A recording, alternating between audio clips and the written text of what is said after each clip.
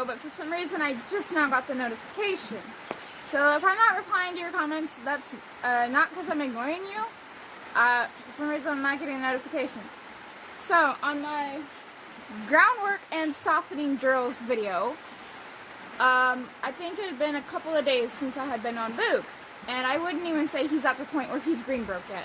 Asking what was on the side of his saddle, and then since it was such a long video, I cut quite a bit out. So I had put a pool noodle on the side of the saddle, because if you guys have seen my videos with Boog, the slightest little correction, the slightest change spooks him, and when he spooks, he takes off bucking. So, and as previous videos, he does tend to try to rear too. Anyways, so I got a question asking what was on the saddle. I answered it was a pool noodle. Then she asked, why? Why did you put it on there? Why did you put a pool noodle on the saddle? Great question. I'm going to answer that. I answered it in her comment, but in case anybody else is wondering, I'll answer it. So, you guys have seen my videos with desensitizing Boog. You'll see from day 1 and then an update, I think day 5 or day 6, of what he was to what he went to with one session, about 15 minutes, 10-15 minutes once a day for 6 days, 5 days with desensitizing. He is super quiet. So, since I know he's super quiet, a pool noodle is the closest thing that represents my leg. It's round, it's long, and it's going to bump when he moves.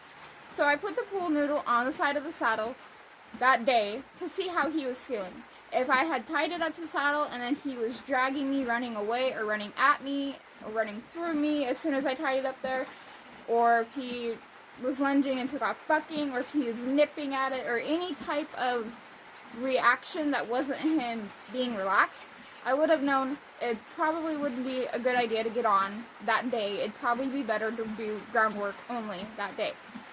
So if I had put it on him and he had bucked or anything, I wouldn't have gotten on him that day. I would have just done a bunch of groundwork until he was relaxed and quiet, and then taken off the pool noodle, taken off the saddle, and let him stand tight for a little bit. But since he didn't react to it, he didn't freak out, he didn't react, I got on. And I rode. And we didn't have bucking, we didn't have rearing, we didn't have nipping, we didn't have spooking. And it was calm and relaxed.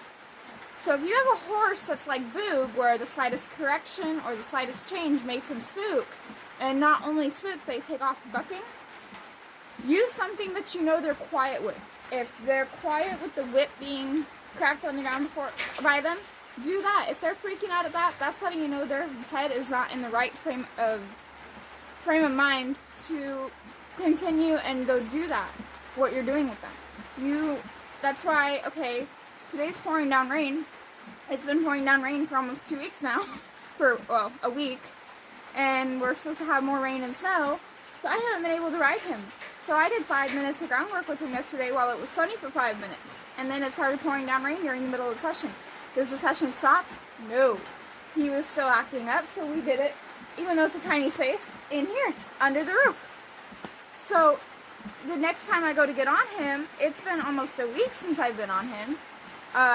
Who knows when this weather's going to stop? Could be 2 weeks, could be 3 weeks, could be tomorrow. It could be nice and sunny and hot and dry. But either way, what I'm going to do is I'm going to catch him, do groundwork. When he's quiet, calm, and in the right frame of mind and relaxed, I'll brush him and put the saddle on him. Do some more groundwork, do some lunging. And when he shows me he's quiet, paying attention, then I will get on and deal with whatever happens. You guys have seen him. He's been completely calm, and I've gotten on him and just flexed him, and he's taken off bucking with me. So, if you know the horse is like Boog, where the slightest little change can spook them and make them go into a buck, do a bunch of groundwork. When they're calm, when their ears are flicking forward, when their eyes are relaxed, when they're licking and chewing, cocking a leg, or it's taking a slightest little try to get them to move out. If you're having to spank them on the ass or crack that whip right behind them and point and crack and point and be dragged, don't get on them until that lead rope is loose and soft. I don't care if you have to go in the round pen. I don't care if you have to do what I had to do in the beginning and do it in an enclosed barn right here where there's 3 walls over here. So of course he's going to be soft because he can't pull out anymore. And then right here, there's no wall, so he's going to drag out. I want them being consistently soft that whole time. When they're consistently soft, I'll give them a break after the slightest little try. Ask again, they're quiet again, I'll go ahead and get on and do what I'm going to do. If they're rearing, freaking out, bucking, bolting, dragging, running through you, biting, any of that stuff, don't worry about getting on. Worry about getting them quiet on the ground. Tie them up or turn them loose after, you know, if you have to ride them for whatever reason that day, and if for whatever reason you absolutely cannot go without riding them, give them a couple hours rest and then go work them a little bit and get on them. Just let them process, oh, I was soft and quiet and good, so my reward is I get a break. Whether that's with you or without you. I don't honestly care as long as that horse gets a release. So that is why I put a full note on the saddle, because it had been a while and I wanted to see if he's going to overreact or if he's going to be quiet, calm, and pay attention.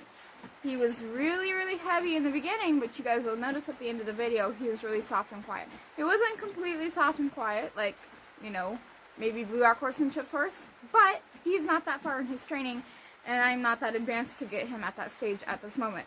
So that is why I put that on there. That is what that was for, and that's the reason behind it and the thought process behind it.